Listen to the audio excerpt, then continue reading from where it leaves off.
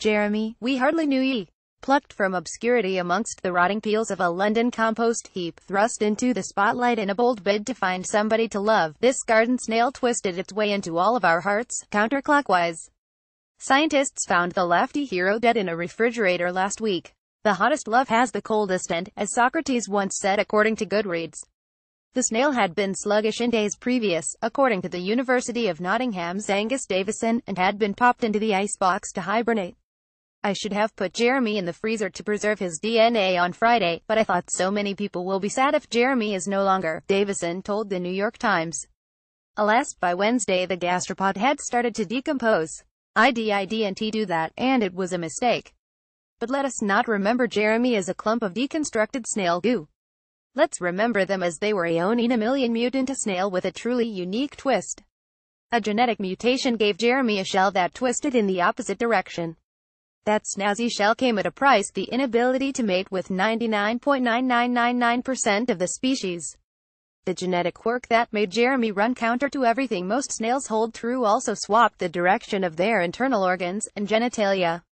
But Davison wouldn't let his research subject languish alone.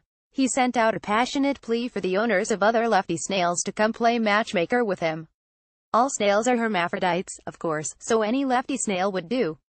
Alas, Jeremy's plight was not so easily resolved. Placed in a perfect love nest with fellow mutants Lefty and Tomu, Jeremy was still a snail apart. The two mated with one another repeatedly instead of turning their sights to the lonely bachelorette. Oh, what twisted webs we weave. But we can happily report that Jeremy is survived by around 19 offspring. We're not actually sure how many, because it's likely that only around a third of the 56 eggs recently laid by Tomu were actually Jeremy's. The rest are added to Lefty's growing brood, because fate is cruel.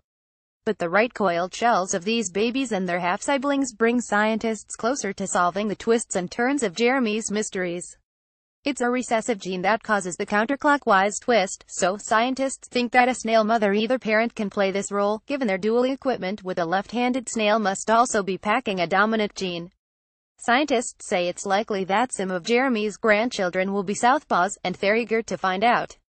Even if Jeremy hadn't successfully mated before shuffling off this mortal coil, the snail's death would not be in vain. Davison's passionate plea for a playmate for Jeremy provided scientists with a wealth of potential study subjects. Although it is unfortunate that Jeremy has gone, the help that we have received from the public has been amazing, he said in a statement. Because of the rarity of lefty garden snails, we have never before been able to get two lefty snails together to study the inheritance of the condition.